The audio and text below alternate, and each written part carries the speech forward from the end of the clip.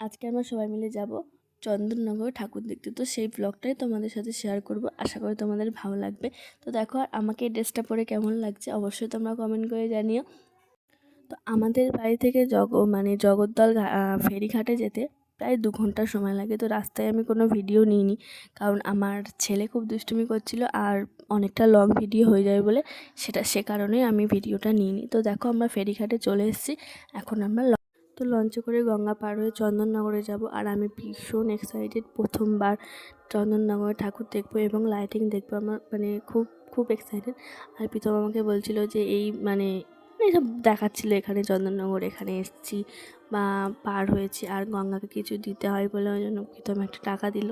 আর আমি এখানে একটু ছবি তুলছিলাম, ভিডিও করছিলাম, যেটা আর কি সবাই করে সেটাই আমি করছিলাম। আর সবাই গঙ্গার ধারে লঞ্চের ধারে দাঁড়িয়ে আছে। দেখো কি সুন্দর একটা পরিবেশ, একটা আলাদাই ফিল আসে গঙ্গাতে।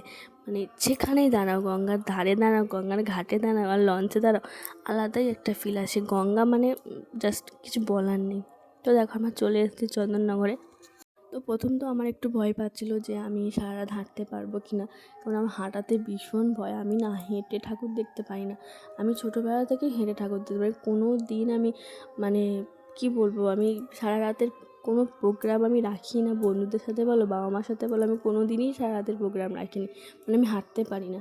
তো দেখো, যাই হোক, হাঁটতে তো হবেই। সবাই মিলে বের হয়েছি যখন, তো প্রথমে একটা প্যান্ডেলে গেলাম, বড়বাজার প্যান্ডেল। আর ঠাকুরগুলো এত সুন্দর, প্রত্যেকটা ঠাকুর এত সুন্দর করেছে যে মন একদম ভরে গেছে। হ্যাঁ, কষ্ট করে গেছি, সেই কষ্টটা আর কি সার্থক হয়েছে।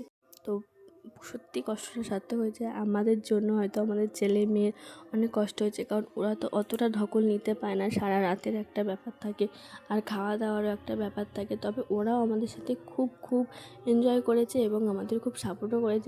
আমার ছেলে তো ঘুমায়নি সারা রাত। তো খুবই মজা করেছি, আমরা সবাই মিলে খুব মজা করেছি।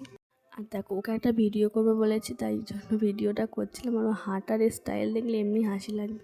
তারপরে আর কি কোলে করে নিয়ে হাঁটতে হচ্ছে। ওর বাবা একটু কাঁধে নিচ্ছে, আমি একটু কোলে নিচ্ছি, ওর দাদু একটু নিচ্ছে, আমি একটু নিচ্ছে।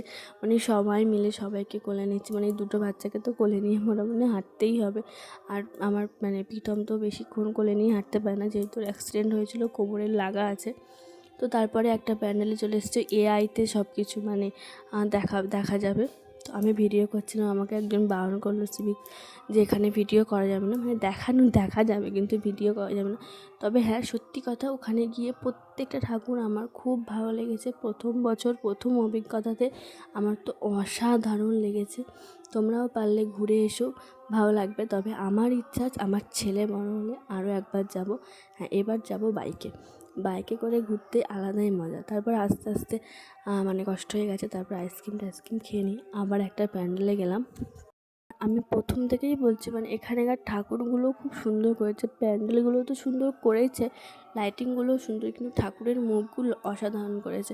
তারপরে রাত 1টা বেজে গেছে ঠাকুর দেখতে দেখতে। তারপর আমরা কিছু খাওয়া দাওয়া করে গঙ্গার ধারে একটু বসলাম।